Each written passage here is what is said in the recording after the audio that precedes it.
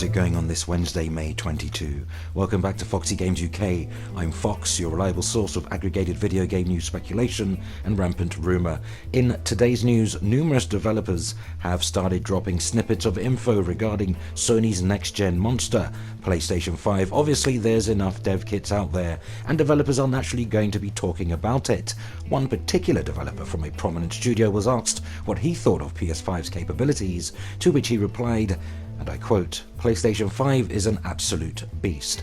Presumably after attending a recent private PS5 demonstration, seems Sony have managed really to excite the creative development community with its next-gen hardware. Everything, and I mean everything, absolutely everything PS5 permeates the internet right now. So many new details and not a hint of rumour nor speculative commentary in sight. Well, apart from some segments of this video as I offer up my own take on recent events. Having spoken to those in the know, I can assure you the following information is about as official as things get, and I'll lay it all out there for you in a condensed format, and then we'll unpack a few things here and there. Okay? Good. So a handful of key developers have started talking PS5. Many within the development community have really come out and spoken on the things that will be made possible with PS5's technology, which is something that Sony's Mark Cerny, lead architect on the console, revealed not too long ago. Now, from PlayStation 5's inclusion of a super fast SSD, which Sony says will make loading screens a thing of the past, to even something more basic like enabling backward compatibility with PS4 titles. There's plenty about the new system that has got a lot of people very excited. Here's a quote.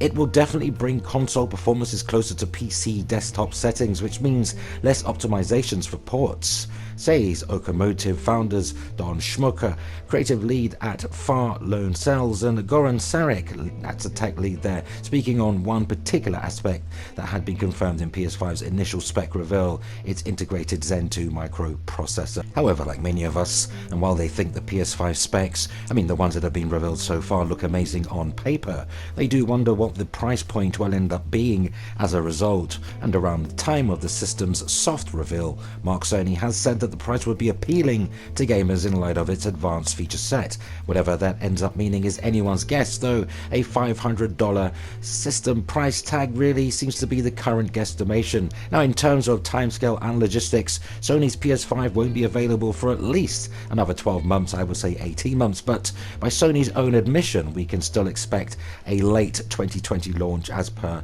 other reports. Though interestingly in relation to this, ToInfinite.com reported on comments made by PlayStation CEO Jim Ryan, and I quote, "Backward compatibility is extremely powerful for the PS5. Sony is extremely publisher friendly."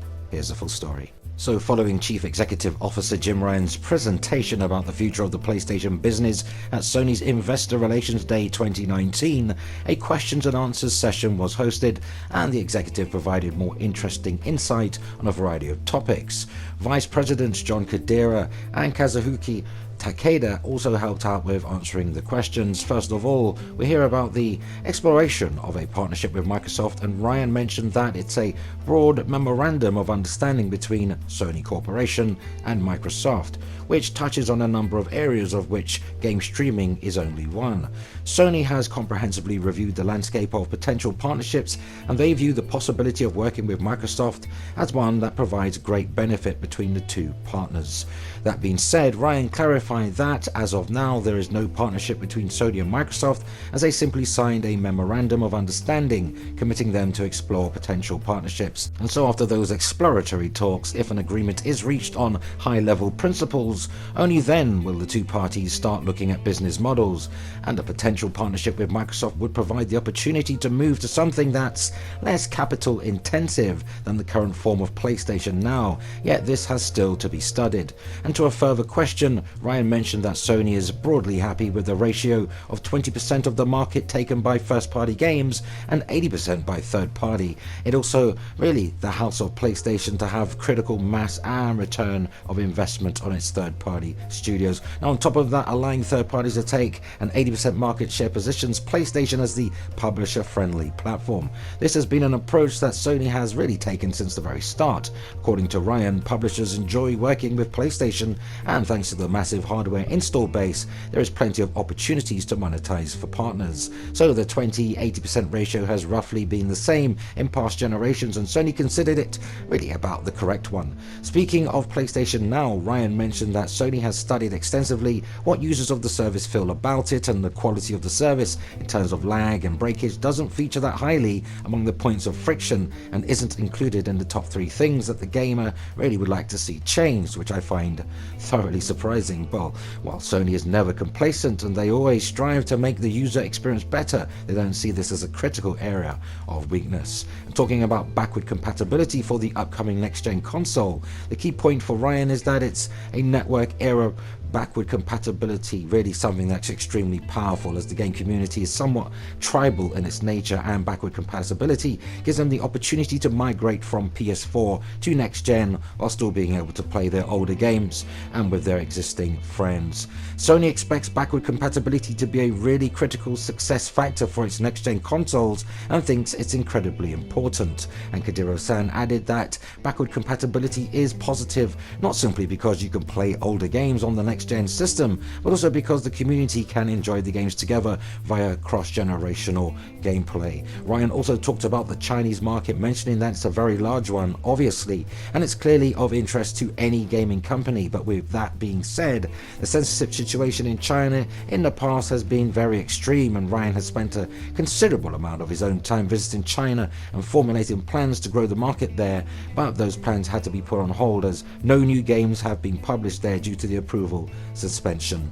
So in terms of the long term, Sony absolutely sees China as an area of potential opportunity, but for now they're not aggressively investing in the country until the situation around censorship clarifies itself, which is somewhat ironic considering Sony's stance on censorship recently. So Sony also intimated that its current hardware PS4 still has at least 3 years left in it, though of course Sony want to continue to sell PS4s, so you'd expect them to say that, and in my humble opinion you could cut that 3 years down to a more realistic 2. Then no doubt as sales of the PS5 pick up, notably software releases for PS4 will dry up, with the exception of the likes of FIFA 19 actually released on the PS3 in the second half of 2018. That's 11 years post PS3's launch. Though if you were to ask Jim Ryan, the PlayStation CEO is supremely confident about its next generation strategy. With Ryan at the helm, Sony is once again stepping up its act when it comes to first party acquisitions. At the aforementioned investor meeting, Jim Ryan stated that PlayStation is planning on investing in its lineup of first-party studios through organic growth and acquisitions as the PlayStation 5 inches closer to release. Rather than purchasing active developers, Sony has traditionally opened studios in the past, growing its first-party library organically, indicating that in-house strategy will continue. And the last major studio that Sony purchased was Sucker Punch back in 2011, which had kicked off the PlayStation 4 generation with its uber successful infamous franchise Second Son, and is now actively working on upcoming PS4 exclusive Ghost of Tsushima. Now, first party is clearly a winning formula for Sony, having just already announced that God of War passed a lofty 10 million total unit sales to date. That's more than 10% of the total install base who purchased that game, and not everybody, let's face it, is into that style of game. Certainly Sony has every reason to be proud of its extensive game portfolio and owned IP, though it is keen to show off just how streamlined and efficient it will be by really the end user to get into the game. So, according to a recent Engadget report, Sony has revealed that the next generation PlayStation 5 will have immersive gameplay and seamless PlayStation Now online performance thanks to dramatically improved graphics performance and a revamped cloud system. During a corporate strategy presentation, it also demonstrated the speed of the new console compared to the PS4 Pro in a video captured by the Wall Street Journal's Takashi Mochizuki, showing much snappier, really a snappier 10 times faster loading and faster speeds with complex scenes. Sony just announced a partnership with Microsoft, as I mentioned, to improve its PlayStation Now cloud infrastructure last last month it revealed that the PlayStation 5 would pack a 3rd generation 8-core AMD Ryzen CPU built with the 7nm Zen 2 microarchitecture that will be paired with a custom Radeon Navi GPU that supports ray tracing. Of course, you'd expect it to dramatically outperform a PS4 considering how much graphics and disk speeds really have increased since it was introduced back in 2013. However, Sony seems to be really going to great lengths in order to demonstrate just how all of this amazing technology will make gaming far more fun by minimizing load times, glitchy playback, and cloud issues that can affect online and team play.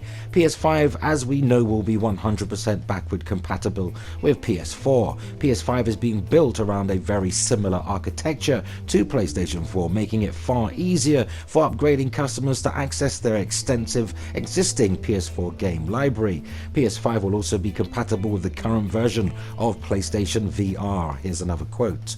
We will leverage backwards compatibility to really transition our community to the next gen faster and more seamlessly than ever before, the company's presentation said at the event. Sony intends to use PS4 games to really encourage early adopters, which it says are critical for the PS5's success.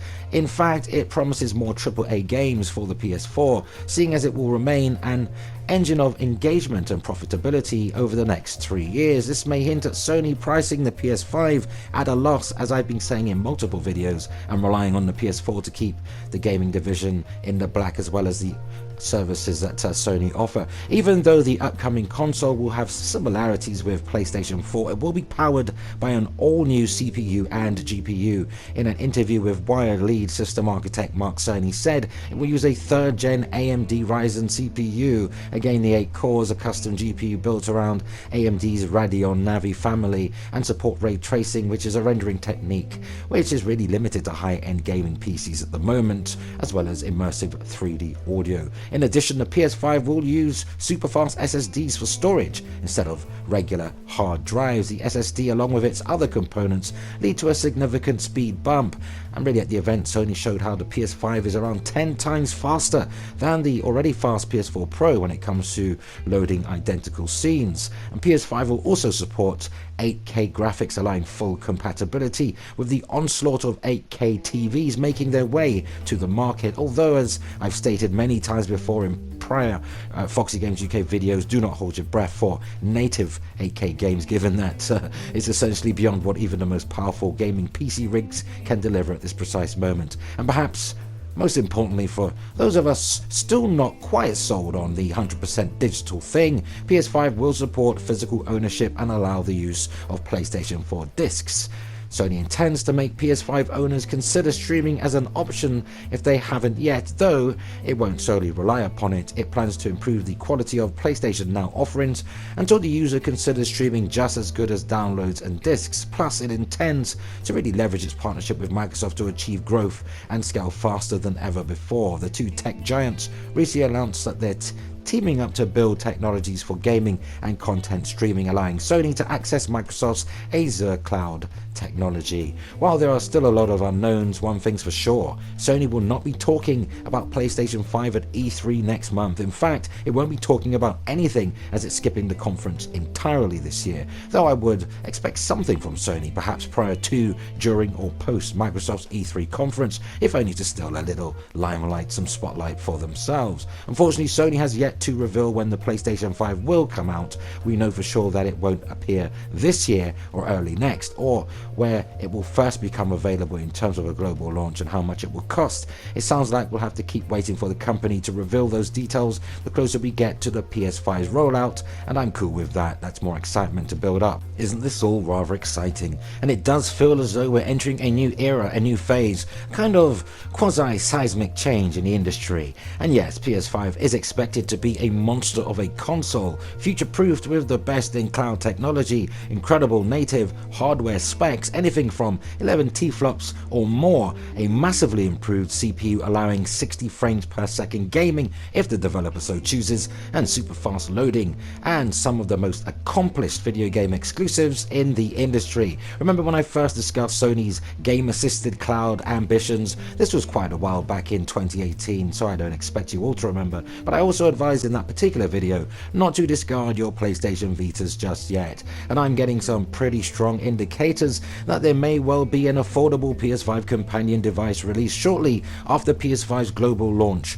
Sony are said to be aiming for a price point of around $99 US. It's my understanding that the company, really the companion device rather, would feature the latest in hardware, on-chip enabled mobile streaming technology, and 5G compatible for those willing to spend a little extra to game on the go. This may well tie into those previous PlayStation Portable research and development murmurs I put out several months ago, and could well be Sony's portable answer to Nintendo Switch's dominance in Japan. Still, I'm doing some more digging on that, so stand by for more in a future Foxy Games UK video.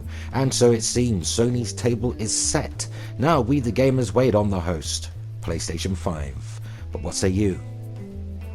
Go ahead, sound off, share your thoughts and opinions on all of today's news, because that unfortunately brings us to the end of yet another video. But let's continue the discussion in the comments. And for all your current and next gen news updates, rumor and rampant speculation, why not hit the like button, spread the word, and oh yes, keep it locked to Foxy Games UK. Remember, all relevant links where applicable can be found in this video's description. Subscribe to Foxy Games UK. Remember to hit the notification bell so you never miss content. Thumbs up if you liked it here, and help us reach more like-minded gamers simply by sharing the video. And why not consider supporting Foxy Games UK via Patreon, and or grab yourself a Foxy Games UK branded t-shirt or hoodie, available in various colours and designs. You'll find both links in this video's description. I truly appreciate the support.